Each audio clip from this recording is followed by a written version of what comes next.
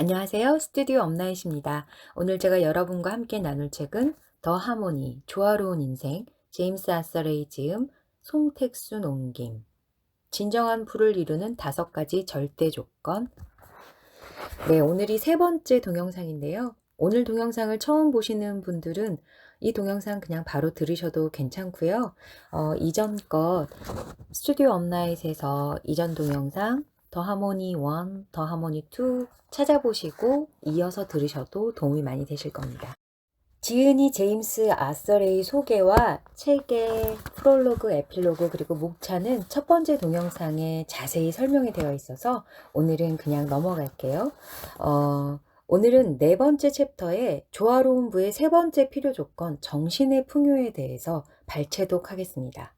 만약 당신의 천재성을 어디에서도 찾기 어렵다면 당신이 좋아하는 것, 시간이 쏜살같이 가는 것처럼 느껴지는 일들이 무엇인지 생각해보라.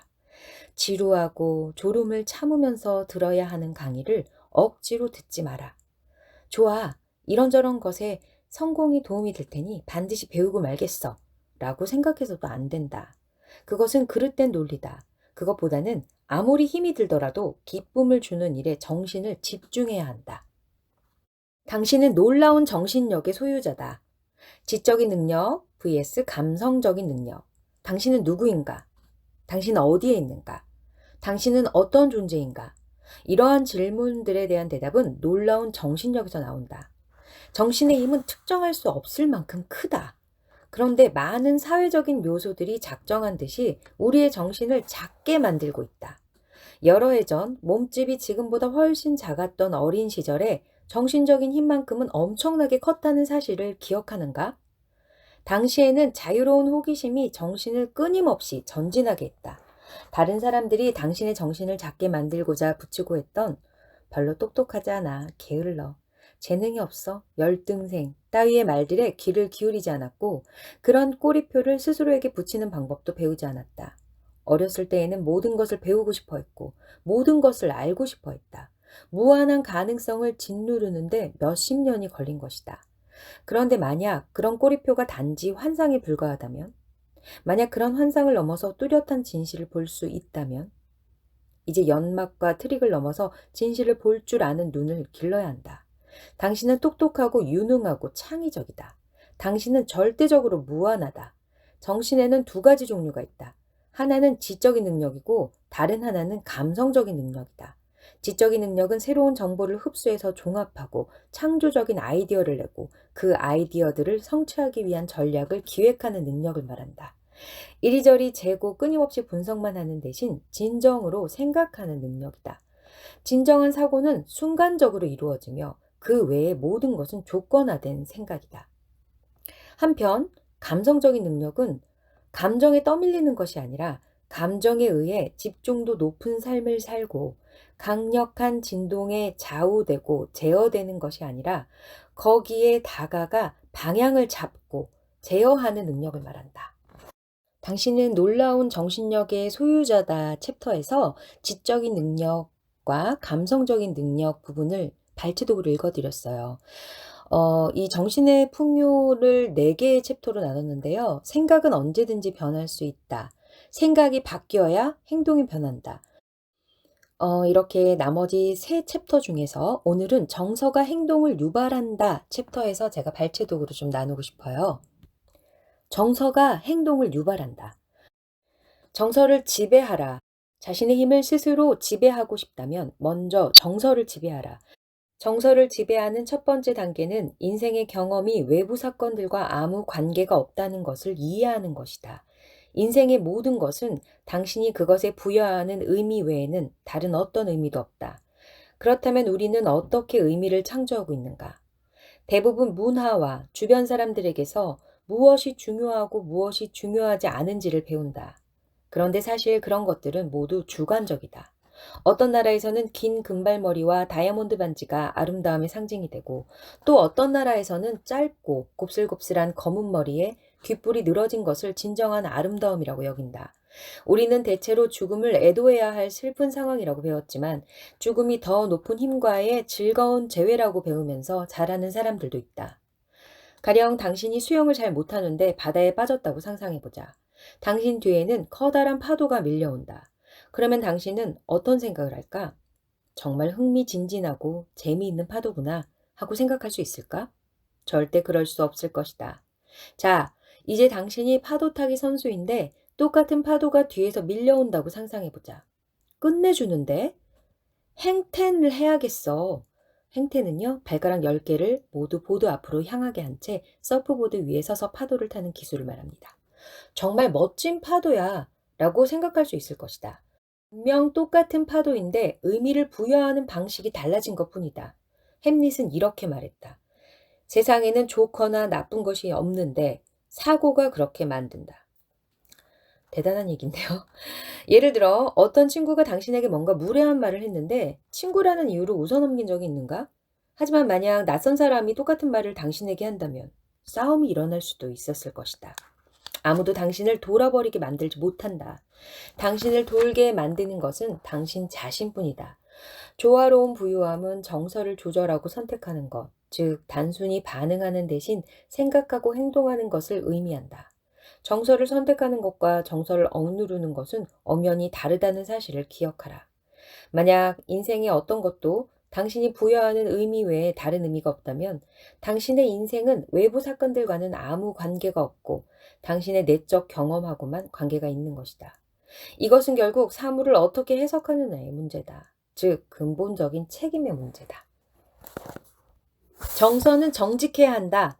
당신은 아침에 당신이 원하는 것을 먹는가? 아니면 단지 아내를 행복하게 만들어준다는 이유로 마분지 맛이 나는 오트밀을 참고 먹는가?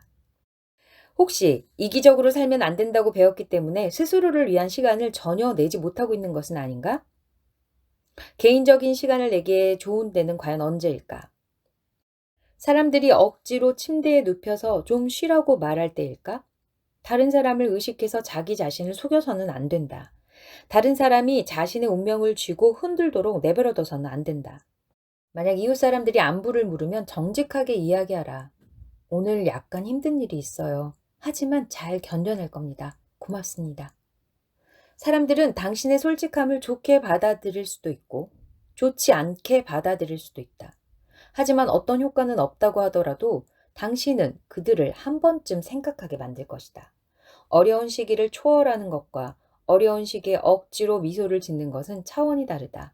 그것은 마치 자동차에 기름을 가득 채우고 여유롭게 운전하는 것과 미소를 머금은 채 얼굴을 유량계에 찌으면서 빈 탱크로 조마조마하게 운전하는 것이 다른 것과 같다. 정서를 틀어막거나 격하게 배출하지 마라. 최근 욕실에 물이 새서 우리 집에 온통 물난리가 난 이후 몇몇 친구들과 같이 아침을 먹은 적이 있다. 그날 나는 약속 시간이 지났는데도 오지 않는 수리공을 기다리다가 얼른 점심을 먹고 와야겠다고 생각하고 차를 끌고 나왔다. 그런데 얼마 가지 않아 타이어가 터진 것을 알았다. 그때 나는 차를 멈추고 이렇게 자문했다. 좋아. 이 일이 내게 어떤 도움이 될까? 그 순간 나는 내가 최근에 정신적으로 얼마나 성숙했는지 알아챌 수 있었다. 나는 한동안 극도의 긴장감을 느끼며 살던 때가 있었다. 그때 만약 이런 일이 일어났다면 나는 뭐든 부숴버릴 만큼 DNA가 아주 팽팽해져 극도로 화를 내고는 결국 뒤돌아서 후회했을 것이다. 그런데 이런 정서는 내 인생에 아무런 도움도 되지 않고 나를 망칠 뿐이었다. 내 친구들은 내게 미친 듯이 화를 내본 적이 없을 거라고들 말한다. 그러면서 이렇게 말한다. 하지만 제임스, 자네도 정서를 배출시켜야 한다고 생각하지 않나? 정서를 억누르면 건강에 좋아. 초월과 억누름 사이의 차이는 크다. 예를 들어 더러운 운동용 양말과 속옷을 헬스클럽 라커 속에 1년 동안 넣어두면 1년 뒤 그것이 저절로 깨끗해져 있을까? 그럴 리 없다. 썩은 내가 진동할 것이다. 무엇이든 억눌린 것은 나중에 더 추하게 드러나는 법이다.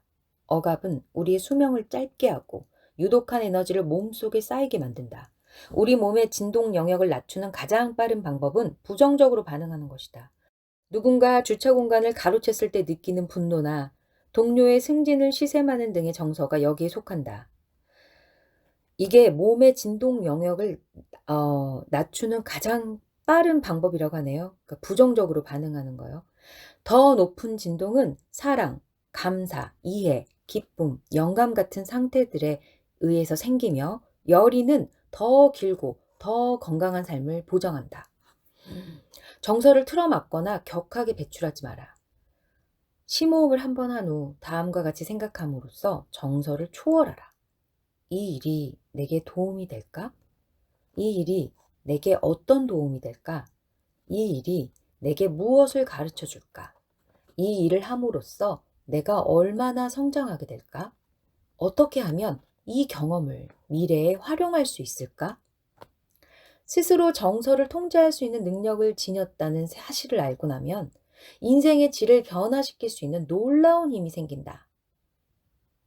언제든 화가 나거나 마음의 동요가 생기면 멈춰서서 내 정서적인 반응은 나에 대해 무엇을 말하는가 라고 자문해 보라. 다른 사람을 통제하거나 다른 사람에 의해 통제되는 것이 아니라 자기 자신만이 스스로의 감정을 통제할 수 있다. 낙천주의를 배워라. 감정과 정서를 똑같은 것이라고 생각하는 사람이 많다. 물론 서로 밀접한 관련이 있기는 하지만 똑같지는 않다. 내면의 경험이 정서라면 이 정서가 사고와 합치됨으로써 창출되는 감정이 진동 속도다. 네, 내면의 경험이 정서고 이 정서에 우리의 생각, 이 사고가 합치됨으로써 감정이 생긴다고 저자는 이야기하고 있습니다. 그리고 이 감정이 바로 진동 속도라는 거죠. 다시 책으로 돌아갈게요. 정서가 결과에 영향을 미치는 것은 맨 처음 무언가에 대해 생각하고 나서 그 생각을 중심으로 정서를 창출하기 때문이다. 그리고 나서 감정이 몸속으로 들어와 사고와 정서를 합치시키는 것이다. 감정 에너지는 육체에서 진동의 파동을 띠고 발산해 우주 속에 있는 진동을 불러들인다. 의심과 불안정한 감정은 해야 할 일이 무엇인지 알려주는 생체 피드백 장치다. 감정과 정서를 지배하면 의도하는 것의 진동을 끊임없이 창출할 수 있다. 끌어당김의 법칙은 한 번도 그 효력을 멈추는 일이 없기 때문에 자신의 정서를 지배하면 전반적인 성공에 도달할 수 있다. 목표를 이루기 위해 그에 따른 대가를 치를 수 있다고 마음먹어라. 대부분 상을 받기만 하고 그에 따른 대가를 치르지 않으려고 하지만 절대 결심을 굽혀서는 안 된다. 다음에 나오는 내용을 읽으면 어떤 영감이 떠오를 것이다. 낙천주의 심리학 운동의 대부인 마틴 셀리그먼은 낙천주의와 비관주의에 대해 철저하게 연구를 했다. 연구 결과 그가 발견한 것은 낙천주의를 배울 수 있다는 사실이었다. 그는 낙천주의자들이 사물의 부정적인 면보다 긍정적인 면, 존재하지 않는 것보다는 존재하는 것에 대해 끊임없이 이야기하는 반면 비관주의자들은 사물의 부정적인 면에 대해서만 이야기한다는 사실을 발견했다. 비관주의자들이라고 해서 태어날 때부터 타고나는 것은 아니다. 어린이들은 모두 낙천적이다. 어린이가 비관적이면 정말 너무 슬픈 세상일 것 같아요. 디즈니랜드 앞에 서서 밖으로 나오는 가족들을 붙들고 말을 붙여보라. 머리에 솜사탕을 꽂고 나오는 아이들에게 디즈니랜드 어땠니? 하고 물어보면 분명 정말 끝내줘요. 미키랑 구피가 최고였어요. 라고 대답할 것이다. 아이들을 따라 나오는 부모들에게도 디즈니랜드 어땠나요? 하고 물어보라. 그들은 이렇게 말할 것이다. 줄 서는데 시간 너무 많이 걸렸어요. 음식값 너무 비쌌고 망할 놈의 생쥐가 신경에 거슬렸어요. 그렇다면 디즈니랜드는 세상에서 가장 행복한 곳일까? 아니면 가장 진절머리가 나는 곳일까? 그것은 보는 사람에 따라 다르게 평가된다. 어떻게 이런 일이 일어나는 것일까? 어떻게 낙천주의자로 태어나서 고질적인 비관주의자로 바뀔 수 있을까? 도중에 어딘가에서 뭔가 또는 누군가가 그렇게 만든 것일까? 셀리그먼은 낙천주의자가 되는 방법을 학습하거나 재학습할 수 있다고 주장한다. 그의 연구에 따르면 낙천주의자는 10중8구 비관주의자보다 성과가 뛰어나다고 한다. 이 상황의 좋은 점은 무엇인가? 내 정서적 반응은 나에 대해 어떻게 말해주는가? 라는 식의 질문을 스스로에게 던지면 인생의 밝은 면을 보는 훈련을 하는데 도움이 될 것이다. 당신의 직관을 믿어라. 사고 프로그램을 바꾸고 정서를 지배하는 것이 조화로운 부유함을 갖추는데 필수적이긴 하지만 그에 앞서 현실을 직시하는 것이 중요하다. 그런데 아직 올바르게 생각하고 있는지 확신할 수 없거나 정서의 물결에 휩싸이는 경우가 있을 것이다. 그렇다면 당신은 올바른 방향으로 움직이고 있는지 아닌지 어떻게 알 수 있는가? 그것을 알 수 있는 이유는 바로 직관 때문이다. 내가 어렸을 때 이웃에 어떤 여자아이가 살았는데 그 아이는 마법의 8번 공, 그러니까 포켓볼에서 쓰는 검정공을 얘기해요. 자신의 수정 구슬이라고 상상하면서 그 공에 모든 것을 묻곤 했다. 당신도 자기만의 수정 구슬이 있었으면 하고 바란 적 있는가? 갑자기 왜 이런 이야기를 하는지 알겠는가? 직관이 바로 수정 구슬이라는 것이다. 당신의 창의력을 정확하게 예측하는 구슬 말이다. 직관. 즉 내면의 직관은 당신의 어깨 위에 앉아있는 천사다. 우리가 마지막 장에서 다룰 명상 기법이 직관을 파악하는 데 도움이 될 것이다. 그 명상 기법은 잠에 들지 않고 잠을 잘 때와 같은 느낌을 받을 수 있게 한다. 중요한 점은 명상을 통해 자신을 알게 된다는 것이다. 내면의 아주 작은 목소리에도 관심을 기울여라. 내면의 음성에 관심을 기울이기 시작하면 그 음성이 또렷해지기 시작한다. 이로써 성장에 도움이 되는 용기와 두려움 사이의 차이, 또는 정말로 멀리해야 할 무언가를 알게 될 것이다. 나는 이 연습을 여러 해 전에 아주 작은 일들을 가지고 하기 시작했다. 집으로 차를 몰고 가는 도중에 다른 길로 가고 싶은 충동이 생기면 나는 그렇게 했다. 그래서 내가 사고를 피하게 되었을까? 누가 알겠는가?